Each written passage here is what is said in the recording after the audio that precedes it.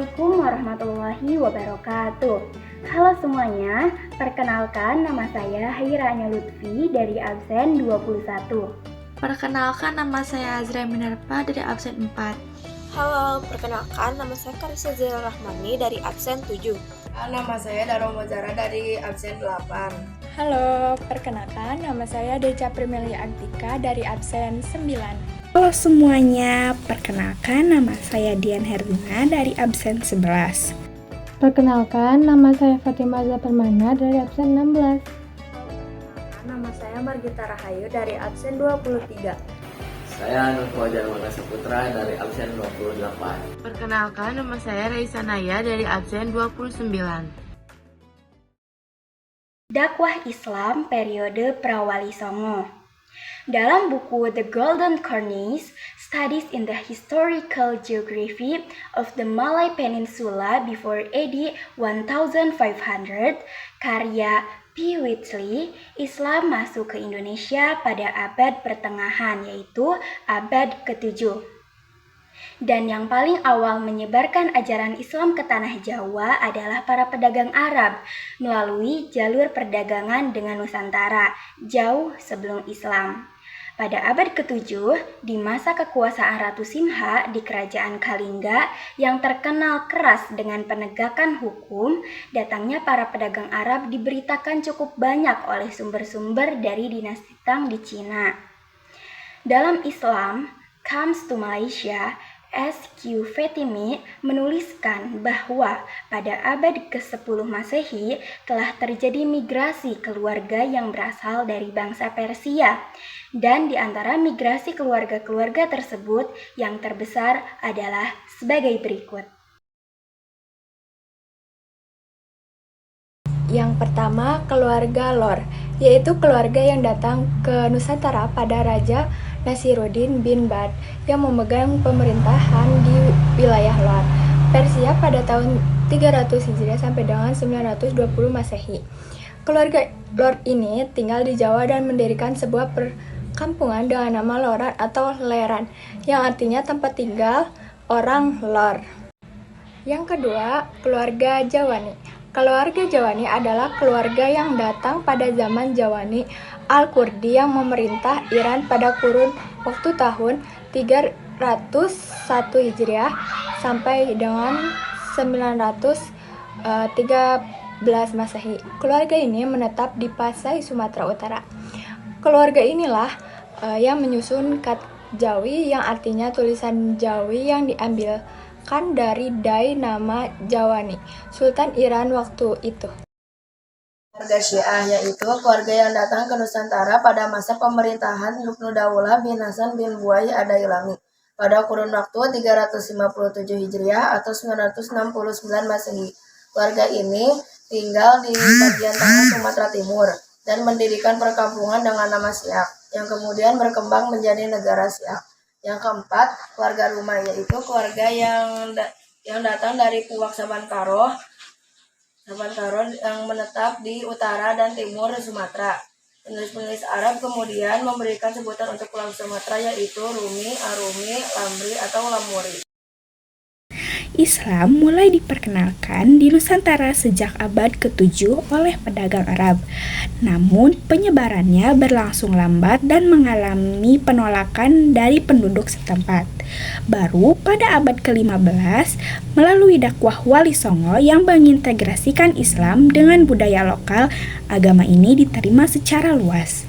Bukti arkeologis tertua keberadaan Islam di Nusantara adalah makam Fatimah binti Maimun di Leran, Gresik bertahun 1082 Masehi yang menunjukkan adanya komunitas Muslim pada saat itu.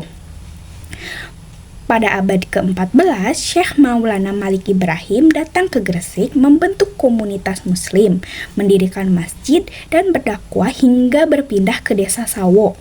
Komunitas Muslim yang ia bangun sangat menghormati makam Fatimah binti Maimun, sehingga banyak Muslim abad ke-16 ingin dimakamkan di sana sebagai bentuk penghormatan terhadap sejarah Islam di Nusantara. Strategi dakwah Wali Songo dalam menyebarkan Islam di Nusantara. Wali Songo menerapkan strategi dakwah yang bijaksana dan toleran. Di antaranya adalah tajrij atau bertahap. Islam tidak diajarkan secara mendadak, tetapi melalui penyesuaian bertahap. Misalnya, kebiasaan minum tuak dan kepercayaan animisme, dinamisme diluruskan perlahan dengan pendekatan yang lembut. Yang kedua ada adabul haroj, tidak menyakiti. Para wali tidak mengusik tradisi asli masyarakat, tetapi memperkuat dengan nilai-nilai Islam. Mereka menghormati keberagaman budaya Nusantara dan justru merawat secara memperkaya budaya lokal agar sejarah dengan peradaban dunia. Sejarah dakwah Islam pada masa Wali Songo. Wali Songo adalah 9 tokoh Islam yang berperan dalam penyebaran Islam di Jawa pada abad ke-15 dan 16. Nama Wali Songo berasal dari bahasa Arab dan Jawa, yang berarti 9 wali dan 9 orang terpuji. Mereka juga dikenal sebagai waliullah, dekat dengan Allah, dan waliul amri, pemimpin yang berwenang dalam hukum Islam dan masyarakat. Sebagian besar Wali Songo juga merupakan pemimpin wilayah sekaligus guru sufi atau mursyid thariqah. Gelar sunan yang mereka sandang bermakna paduka yang mulia, yang juga digunakan oleh raja-raja Mataram Islam. Karena peran mereka yang besar, Wali Songo sering dikultuskan dan maka mereka menjadi tempat sejarah spiritual. Penyampaian metode dakwah Wali Songo. Wali Songo menyebarkan Islam dengan cara damai tanpa paksaan, sehingga Islam mudah diterima oleh masyarakat Jawa. Mereka memanfaatkan budaya lokal dalam dakwah seperti wayang untuk menyampaikan ajaran Islam melalui cerita, lalu ada tembang atau syair Jawa sebagai media dakwah yang menarik, lalu ada gamelan atau upacara adat. Ini dipadukan dengan nilai-nilai Islam. Dengan metode ini, Islam berasimilasi dengan budaya Hindu-Buddha sebelumnya dan menghasilkan harmonisasi budaya Islam dan Jawa.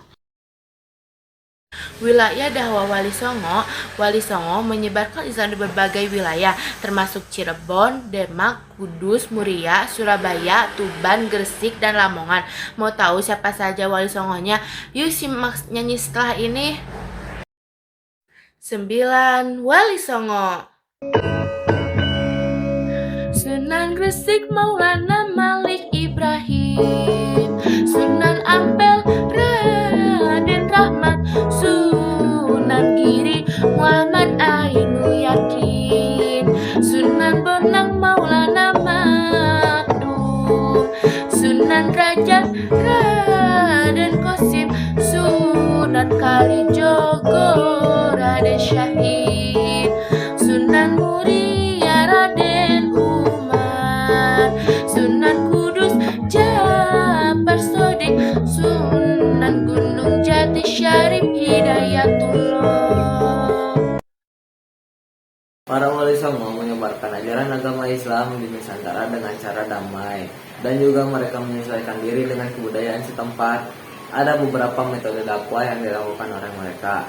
Yang pertama yaitu ceramah. Ceramah merupakan strategi dakwah yang dilakukan untuk menyebarkan ajaran agama Islam ke masyarakat luas dalam satu waktu. Yang kedua ada diskusi.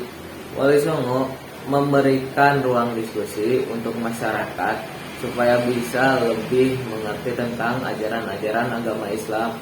Yang ketiga, para Wali Songo memberikan teladan dalam kehidupan sehari-hari supaya para masyarakat lebih tahu dan tertarik dengan ajaran agama Islam. Yang keempat, ada pendidikan. Mendirikan pesantren sebagai pusat pembelajaran Islam yang masih bertahan hingga kini. Yang kelima, ada bitsa dan ekspansi.